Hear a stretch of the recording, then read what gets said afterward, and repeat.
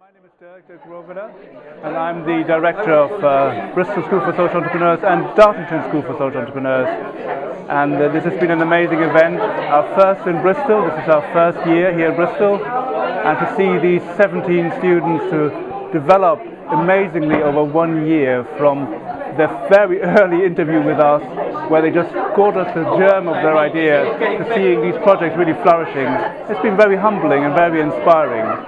And you were asking where we want to go next with our project, and what I'm working on now is how can we support these social entrepreneurs once they've left the program. So we're putting in place some business support that's very flexible, that can help these social enterprises get the support they need to get them over this very difficult first hurdle of the first 6 months, the first 12 months. I'm also involved with the Bristol and Bath Social Enterprise Network, where we're putting together strong networks for the schools. And I'm working on a social incubator project where we will take some scalable social enterprises that are ready to grow and take them through a program of learning, mentoring and investment to really scale up. Because what I want to see is that social enterprise becomes not the niche but the mainstream of business, because I think that's where social enterprise is heading. This is going to be the business of the future. This is going to be the way it's done. My name's Jackie Bent, and I've been on the SSE course for social entrepreneurs for the last year, and my idea is to create an interactive community map that pinpoints every single charity, non-profit and community project across the UK, meaning that people can find the help they need when they need it, they can find places to go and volunteer when they've got free time, and that they can also, projects existing already can connect and share, meaning that they share tools, resources, strategies, so that they save their running costs and they actually become more effective. And lastly, what it will do is it will help to encourage local businesses to support local projects. And another way that we can do that is through introducing the Community Pledge. And the Community Pledge is for small to medium enterprises to actually sign up to state that they want to make a difference within their community. The Community Pledge will be an annual membership fee, and it will be a badge of honour, a bit like the fair trade symbol. So helping businesses to stand out from the crowd, helping them to raise awareness of what they're doing within their community, the business they are, helping them to gain new customers, loyal customers that stay with them. So altogether, everything we do is about empowering individuals and strengthening communities, and the course with the SSE has been absolutely incredible. It's been crucial to making connections and helping us to build a strong platform and business plan that means that it's self-sustainable. Hi, I'm Daniel Oliver. I'm Network Director for Bristol and Bath Social Enterprise Network, but also I'm a social entrepreneur in my own right, so I like to have ideas and set new things up, just like some of the people this evening. I work in partnership with SSE to enable Bristol and Bath Social Enterprise Network, but also to work with not just Bristol, but also the West of England region, to look at the real clear things we can do to move social enterprise forward and work in partnership with a lot of different sectors to make that happen. So it's about really delivering real things, about making sure that we can have a shot at some of the big national opportunities, which will bring in investment or funding and create benefits or make people's lives and jobs and work easier on the ground, but also to deliver new projects. So to look at what we can do to support social enterprises to connect with new opportunities, and particularly new kinds of themes. So if we look at social enterprise as a concept, it's a bit abstract, but what social enterprise does is really, really exciting. So it's able to deliver things in a way which no other kind of sector can.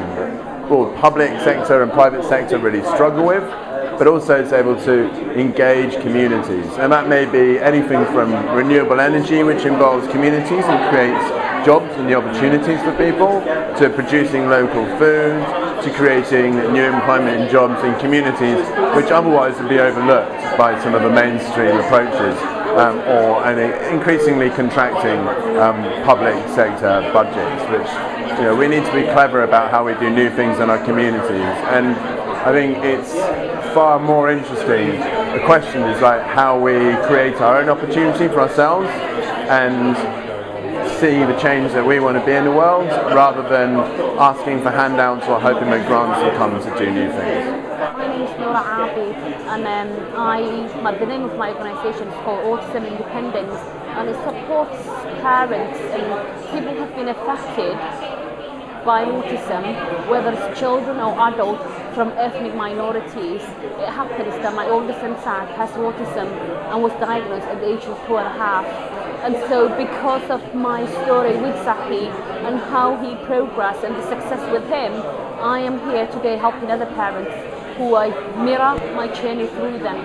The plan for the future is to continue supporting parents who've got children with autism and people that adults that have been affected by autism. And I like to further my knowledge on this area on autism. Hopefully study and research more about autism. So yeah, there it is, the need. That's what I do.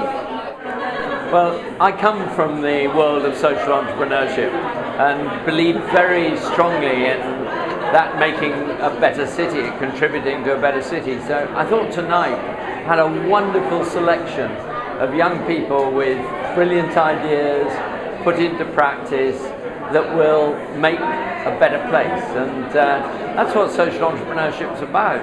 And Bristol is fortunate in being only one of 2 cities in the UK that's a social enterprise city. But we've got to do a lot more of this stuff in order to justify that title. And I think the Social Enterprise School is exactly the right thing for Bristol. And so I'm very grateful to what's happening here. Hi, I'm Jonathan May. I run SponsorCraft, which is a crowdfunding platform for educational institutions. I met Dirk through SSE a few years ago, around a year ago actually, when he was getting involved with SSE Bristol and setting up the School for Social Entrepreneurs here. And I've been inspired by the way that SSE is bringing experience, mentoring, knowledge and expertise into the social enterprise sector and teaching people how to really create sustainable businesses, as well as empowering social change. So we are growing a network of philanthropic supporters for the education sector. We're temporarily based in London as part of the WIRA program. We're also members of Unlimited, and we're planning on bringing back a much increased capacity to support education sector projects to Bristol in January when we return to Bristol. So hopefully we'll be able to get behind education funding, education fundraising, and also get behind the social enterprise community that's developing in Bristol. I mean, Bristol and Plymouth are now the UK's top 2 social enterprise cities, and we're very proud to have originated here. I want to come back. Hi, I'm Daniel Balla. I'm the founder and co-director of Co-Resist. And yeah, I have to say that working through the course at the SSE has been amazing. It's been a really amazing container to explore the ideas that I had for the organisation and to trial different ideas, especially ideas around hierarchy and trying to break down hierarchy and working in a non-hierarchical structure, and coming full circle into realising that there are ways of conducting business where you can have forums where people can say what they want to say in a non-threatening and communicative environment, and act on those ideas and act on those decisions, and everyone's empowered to work on their own fields and in their own way. And that can be done in a non-hierarchical way, but it has to be done in a way where everyone is their own leader. And that was a really interesting journey, kind of finding out more about that and the ideas of holacracy and doing that through the SSE. And the support here has been amazing. Like, the facilitators have been great, the organisation has been really supportive. And I think over the next couple of years what we hope to do is do a few more productions which are going to really kind of like build our reputation and wow our audience, and start kind of working on some projects which bring about real change in our community. We've got some lined up with Bristol Pound and Eradicating Ecocide, and we'll see what happens. Hi, I'm Rosie Love. I'm Programme Manager for the School for Social Entrepreneurs here in Bristol. And today we've just witnessed an incredibly inspirational set of entrepreneurs that are graduating from the programme with their wide range of socially and environmentally responsible projects and businesses. I'm exceedingly proud. I've been completely wowed by their achievements over the last year. So these guys have shown absolute inspiration, courage and resilience, and I'm proud of every single one of them. We're just starting with our second cohort here in Bristol. This year we've got 21, a few more than last year, and the group is more diverse. We've got a 22-year-old through to a 71-year-old, and we've got a much stronger gender balance and a really diverse range of backgrounds. So I'm really excited about this new cohort. A lot of them are here tonight for the graduation. I think they've been totally inspired by what they've seen and a little bit scared, but I think they're ready to go, and I'm really looking forward to the next year.